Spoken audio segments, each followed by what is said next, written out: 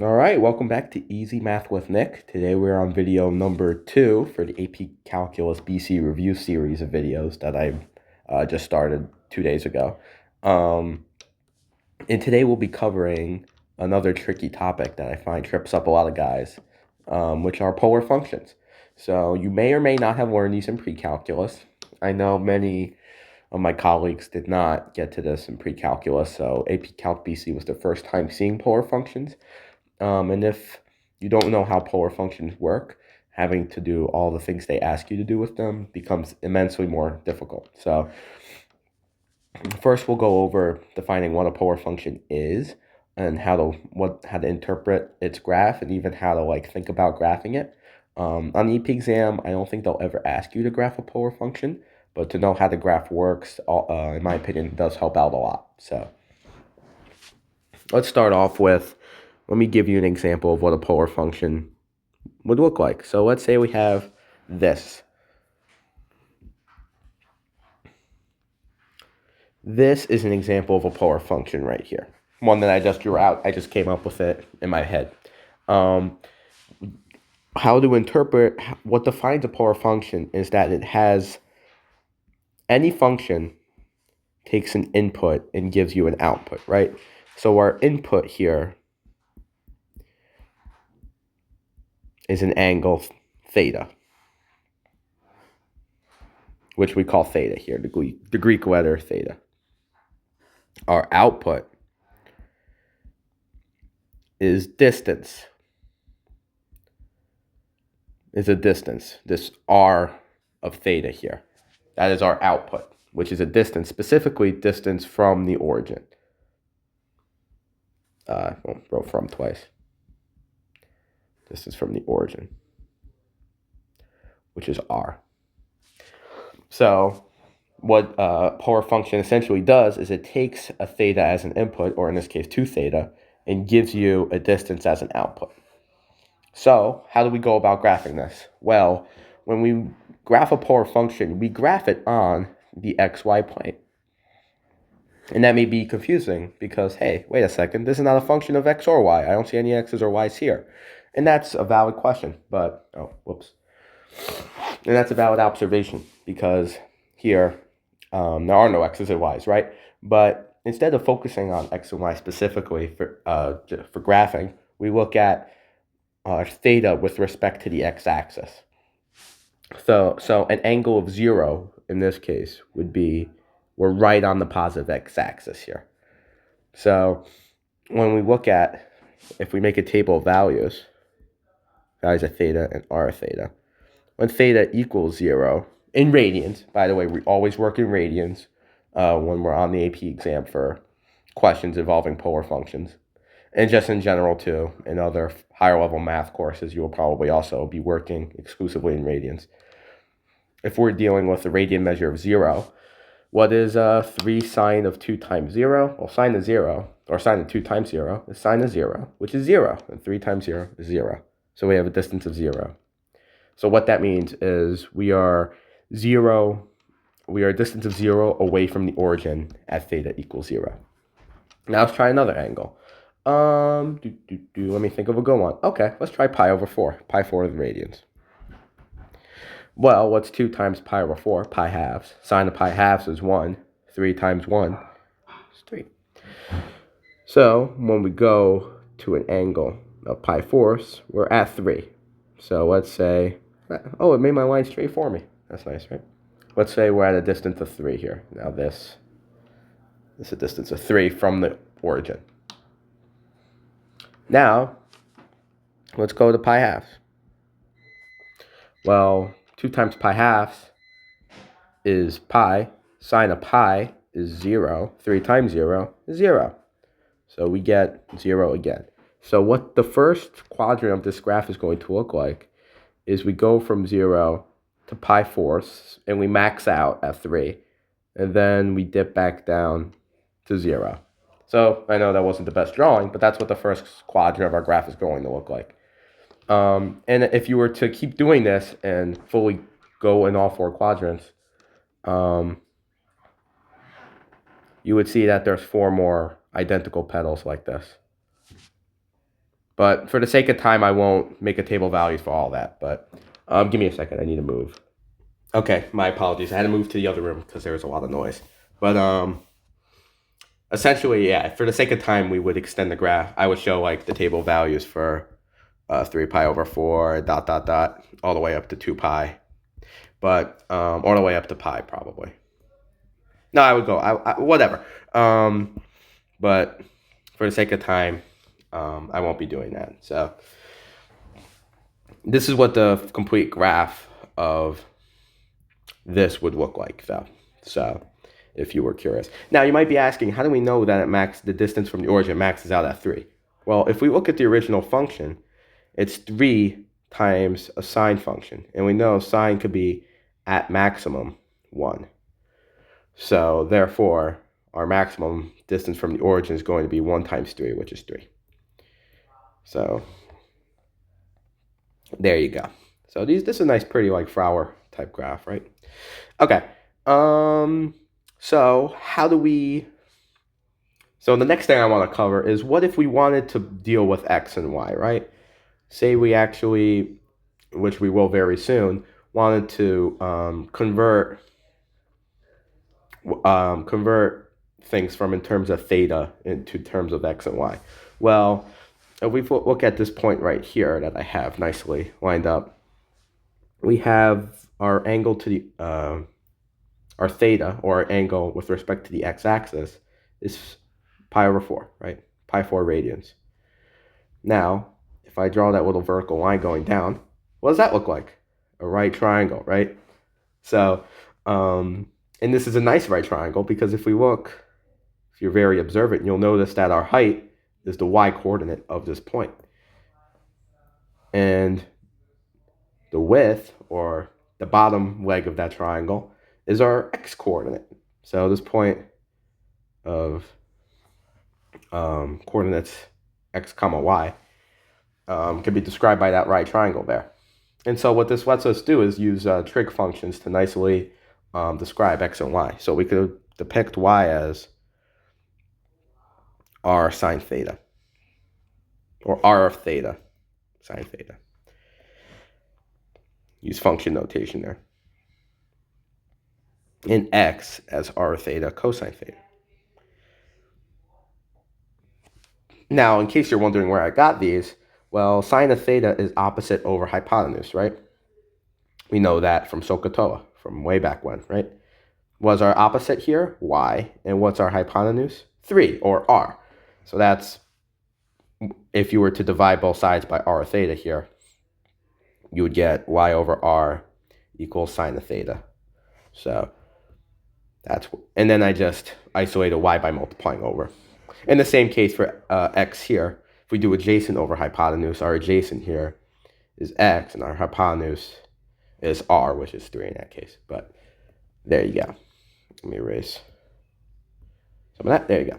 All right. So these will be very useful in about 3 seconds when we see what happens if we're asked to find, what if we want to find the slope of the tangent line, the slope of the tangent to the graph at that point, x, y, or at a certain point on the polar graph. So we know that the slope of the tangent line, when you are asked for the slope of the tangent line, essentially they're asking you for the derivative of the function at that point, right? So we want to find dy dx.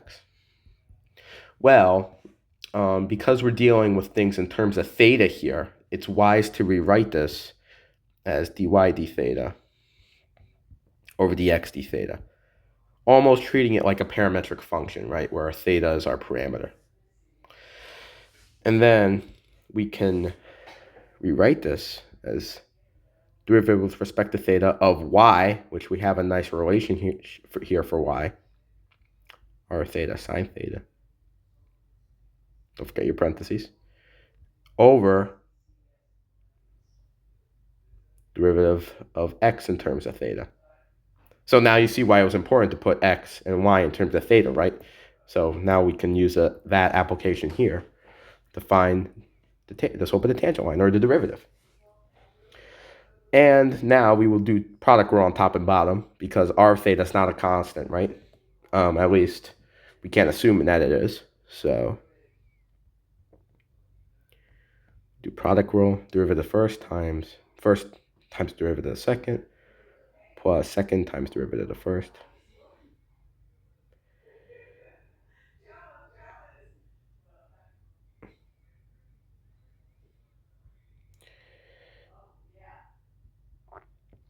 Or theta sine theta at a negative, plus,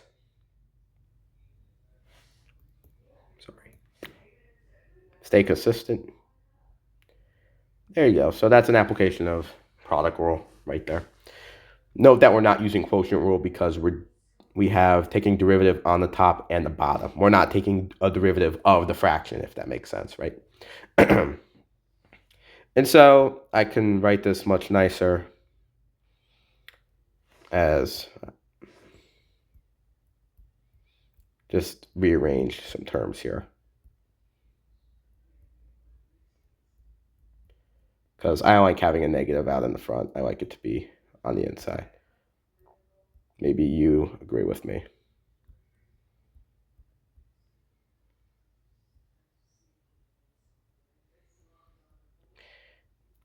And there you go. That's an expression for dy dx in terms of theta.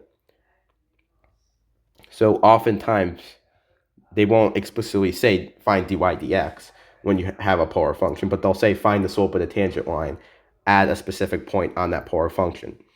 And what you want to do is you want to use this formula here. So, but it's on a case-by-case basis. Sometimes, as we'll see very shortly, that you do really want to just take the derivative of the polar function they give you. But so pay attention with what they're asking you to do.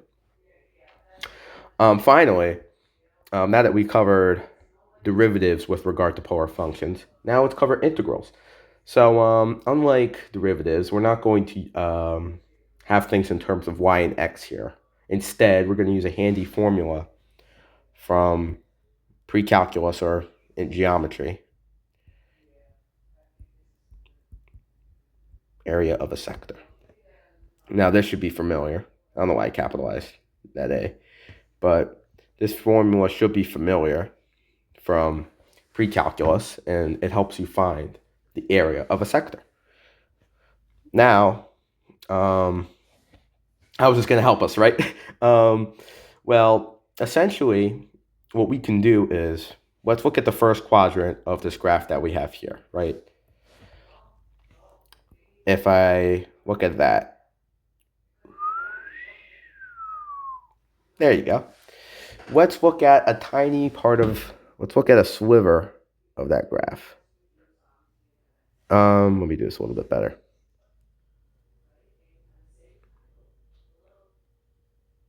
Nope, not small enough. There you go. Let's look at this small sliver of the graph right here. Now, this, how do I want to put this? This sliver has a radius of, because it's so small, it's approximately circular. So it approximately has a constant radius, which we'll call r. So it's a distance from r from the origin.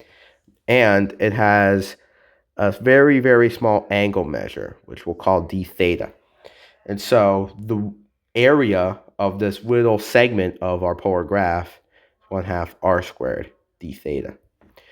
Now, you might see where I'm going with this. What if we added up infinitely many of these little segments? I'll draw a couple crude lines.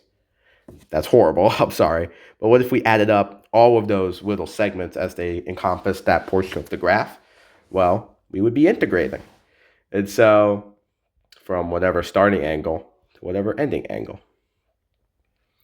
So this is our area formula for polar graphs. Did that make sense? I hope it did. I got blow my nose. Give me a moment. Pause. Got allergies. But besides, that's besides the point. Hopefully that made sense. That is how we get our area formula for dealing with polar functions. So now I think by this point we have all the tools necessary to tackle our problem here. I'm pretty sure this is from the 2024 exam. The released questions from College Board. So let's read it and tackle it. Curve C is defined by the polar equation r theta equals 2 sine squared theta for angles theta between 0 and pi. Curve C in a semicircle, r equals 1/2 for 0 angles of theta between 0 and pi are shown in the xy plane. So before we start, I mentioned briefly before when we were finding the derivative, when we were finding dy dx, that r theta is usually changes with respect to theta, right? Well, that doesn't have to be the case. Remember, r of theta is a polar function. A function can be constant, right? Constant functions do exist. And so when you have a constant polar function, let's say r of theta equals 2, what that's going to look like on the graph is a circle of radius 2. So that is how constant functions are expressed, how they look like visually on a polar plane. They're circles, because a circle has a constant radius, no matter the angle, right? And the reason we're dealing with a semicircle here is because we're confined between angles theta, 0, and pi. So we're only looking at the first two quadrants here. So, okay, just want to point that out, little neat fact I wanted to bring up. So let's begin. What are they asking us? Find the rate of change of r with respect to theta at the point on the curve C where theta equals 1.3. Okay. So what they're asking is find the rate of change of r with respect to theta. Okay. This is very important to realize that they're not asking for dy dx. They're not asking for the slope of the graph or the slope of the tangent line at that point, 1.3. No, they're asking for the rate of change of r with respect to theta. So what we do want to look for is r prime of theta. That is our goal here, to find r prime of theta at theta equals 1.3. That is what they're asking for. So let's write our function. R theta equals 2 sine squared theta, right? That's what it was. That's right. Which I will write like that, because when we take our derivative, it'll be more evident that we're using the chain rule here. So we bring the 2 down and subtract 1 from it, and then we multiply by the derivative of the inside, which is cosine theta. So if you want to get technical, you can rewrite this as this. And what we have on the inside here is one of our trig identities from pre-calc. A lot of pre-calc today, right? This is equivalent to sine of 2 theta, our double angle identity for sine. So we can rewrite this as 2 sine of 2 theta. So therefore, r prime of 1.3, which is the value of theta they want us to work with here, want us to find the rate of change at, should be 2 sine of 2.6. If this was test day, I would put this in my calculator and give whatever value it said to 3 decimal places. But today, I don't have a calculator on me. Actually, I do. So, and make sure you're in radians, of course. That should be a given. So this should get you about 1.031. So, there you go. All right, part B. Let's see what part B has for us. Okay, find the area of the region that lies inside curve C, but outside the graph of the semicircle, or the polar equation r equals 1/2. Okay, now, before, when I was talking about area, we were only dealing with one function here, right? We're only dealing with that one part of the one graph of the function that I started out with here, right? But now, we're dealing with 2 functions and finding the area between them. Well, if you remember from prior in the course, when you're dealing with area between 2 functions, what you typically do is say we had like a function that looked like that and a function that looked like that, and they intersected at 3. Well, if we want to find, I'll use highlighter here, we want to find the area between them, what we would do is we would find the area under, I want that. No. We would find this total area under the top graph here, let's call him f of x, and then subtract out the area under the second function here, which I'll call g of x. And that would leave us with the area that we really do want, which is here, because we're subtracting red from the blue, if that makes sense. So this would manifest as integral from 0 to 3 f of x minus g of x dx. Now it gets you the area enclosed between those two graphs. The reason why I bring this up is because it's a very similar concept with polar functions. What we're going to do here is we have this total area here enclosed by c, or r theta equals 2 sine squared theta, which is our function on top, just like f of x was here, right? And now we're subtracting out, or we're going to subtract out this little bit of area here, enclosed by our semicircle, which is like g of x was here. And that's going to get you that area in between them here. All of that in there. So because they're asking us here, wait, we want to find the area of the region that lies inside C, but outside the graph r equals 1/2. So we want inside of this, but outside of that. So it's going to be this area here that's between them. So that's what we're looking for here. So that's why I brought this up, because it's a very similar idea. Okay. So how do we do that, right? Well, remember our area formula up here, 1/2 r squared d theta. We want to first, the very first step that you want to do here is find your limits. Your limits typically are going to be where the two functions intersect, because we don't care about the area out here, or in here, right? We only care about the area that's between them, right? So we don't care about that area. So we want to look at where they intersect first. So we set 2 sine squared of theta equal to 1/2, because these are the two functions we're dealing with, right? And we want to solve for theta. So sine squared theta is equal to 1/4, and theta is equal pi over 6, 5 pi over 6. How did I get that? Magic. So just came up with that. Just came to me in a dream. Okay, but seriously, now what do we want to do? So now we have our limits. Let's set up our integrals. So both integrals are going to have the same limits, as you'll see here. But we have the outside function, which was 2 sine squared theta. So we plug that in for r in our area formula. So what we just did is we plugged in this into r for our blue area here, this total blue balloon, if you want to look at it that way, right? And then we subtract out the smaller area encompassed by our semicircle, which had an area of 1/2. So now, because these have the same limits, we can combine these into one big integral.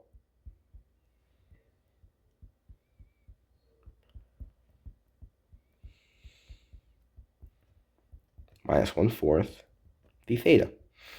In this, evaluating this in your calculator would give you your answer. So for the sake of time, I won't be doing that, but there you go. Okay, let's move on to part C to try to speed things up, right? Okay, it could be shown that dx d theta equals that for curve C. For angles theta between 0 and 1/2, find the value of theta that corresponds to the point on curve C that is farthest from the y-axis. Okay, now how do we convert that into language we want to work with? Well, when we say farthest from the y-axis, that's analogous to saying has the greatest x value. Because the point that's the furthest from the y-axis, let's say it's this point right here, it's going to have the greatest x value. Its x value is going to be greater than all the others. So that's what we mean there. Or the absolute value, because distance is a positive number, right? So it could be either that point or the point here, whatever. But we're constricted between angles theta between 0 and pi half. So we're only looking at the first quadrant here.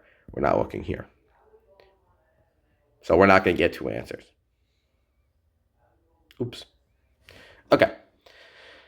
So if we're trying to find the maximum of x, they give us dx d theta. So naturally, we want to set that equal to 0 to find the maximum, right? So dx d theta equals 4 sine theta cosine square theta minus, what's it?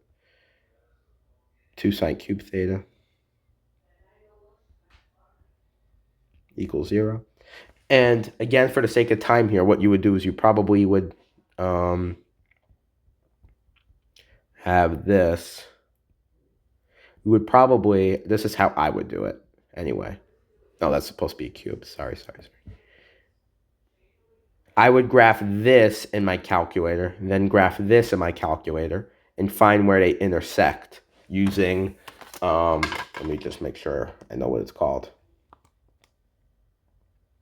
I would do second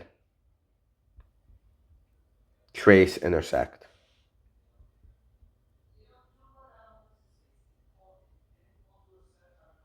And find where the graphs intersect to find your values of theta. And so you'll get theta equals 1 value, 2 value, ... whatever, how many values you get. And then your maximum will be, you would do a number line analysis and find where dx d theta,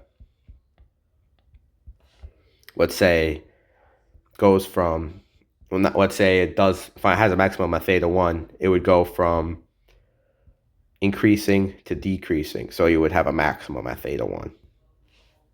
So dx d theta would go from positive to negative. And that's how you would find your maximum or your greatest x value. So, okay.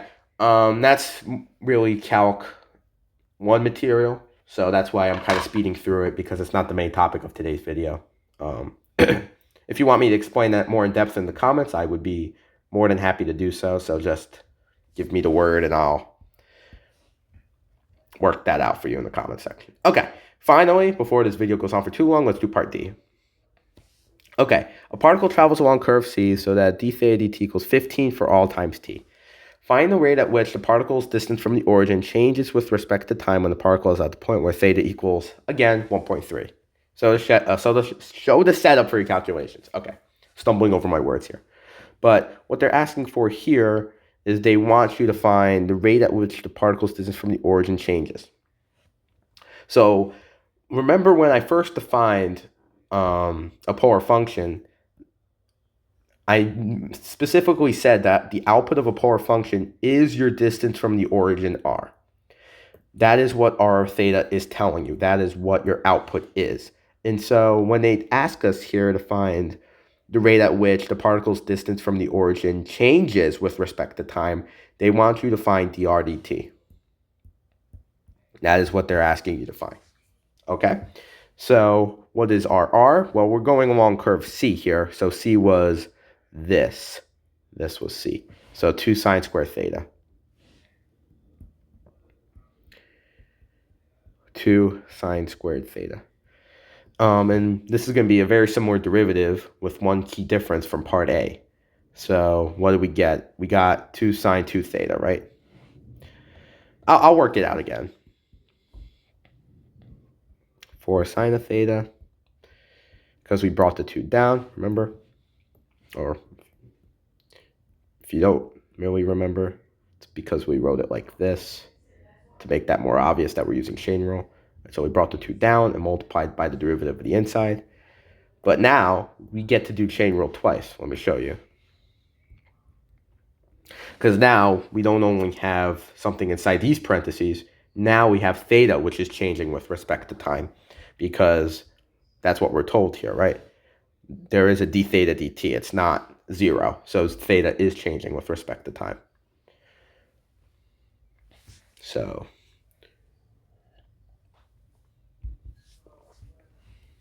we would multiply by d theta dt. Sorry. And this would get us 2 theta d theta dt. And this is what the rate of change of r with respect to time is equal to. If anyone's curious how I went from there to there, that's what we did up here with that double angle identity. Don't focus too much on that. If whether you plug this or this into your calculator, you're going to get the same thing regardless. But I just like the way this looks more. So there you go. So now if we want to find dr dt at theta equals 1.3, we plug in theta equals 1.3 to this. So we have 2 sine of 2.3. I'm sorry, 2.6. Times d theta dt. Well, d theta dt was given as a constant, which is 15. So we just multiply this by 15. And that should give us, if we put this in our calculator, a nice even number. Not really, but 15.465. And if you really, I don't think they care about this, but if they ask for units, radians per second. Do they give time in seconds anyway? No, they don't. They don't, so ignore that. You don't need units for this question. But there you go. Hopefully, after this video, polar functions make a lot more sense to you, because I know, as I said at the start, this is a difficult topic, especially if you never covered them before in your mathematical studies or your mathematical career. So hopefully this helped. Thank you for watching. Expect another one of these videos in a very near future. I know the exam date's on Monday, so you can say this is crunch time, but these videos aren't too hard to digest. They're rather short compared to a lot of other videos out there, so I don't feel like it'll be an issue to cram these in at the last couple days. So, okay. See you in the next one. This was Easy Math with Nick, AP Calculus BC review video number 2, where we cover polar functions and all that nice stuff regarding them for the AP Calc BC curriculum. Thank you for watching, and I'll see you next time. Signing out.